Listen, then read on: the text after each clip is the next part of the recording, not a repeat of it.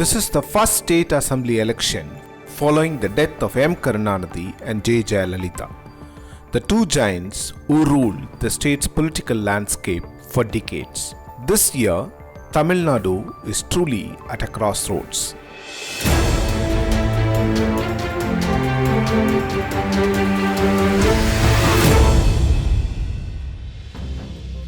DMK and AIADMK are now headed by new generation leaders. E. Palaniswami and MK Stalin do not have the mass appeal of the late bosses. More importantly, none of them come from film backgrounds. This is important to note as the state has had a record of catapulting film stars to CM's chair.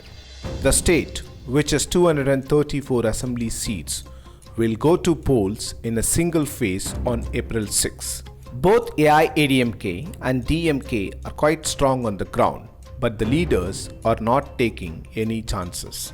If the DMK loses, the party will go into political oblivion for another 5 years. Stalin's leadership will be questioned. If ADMK loses, it will find Sashikala attempting re-entry to take control of the party. And of course, there is BJP, which loves fishing in troubled waters. DMK wants to keep out AIADMK BJP, and party president MK Stalin has submitted a charge sheet against the chief minister and half a dozen of his colleagues, accusing them of corruption to the state governor. In turn, the AIADMK BJP reminds people of the dark rule of DMK, emphasizing power cuts, land grabbing and rowdyism. This narrative by both parties has pushed all other pressing issues to the back seat.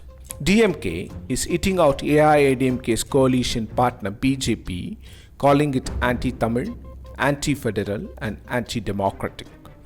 Like in the case of 2019 Lok Sabha elections, BJP has itself become an election issue, with opposition openly making it a state versus center fight.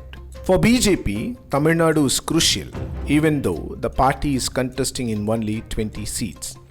On the sidelines is the change agent Kamal Hassan, whose only agenda is to overthrow the two major parties, which he says are neck deep in corruption.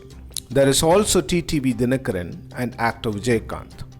For TTV, nephew of VK Sashikala, who has decided to step aside from politics, and actor Vijayakanth, who has been dumped by the ruling AIADMK at the last minute, it is not just about seeking votes.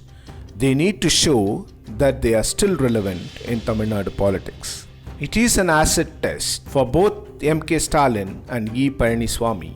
Not only their political future, but also that of the parties depend on the results of the election.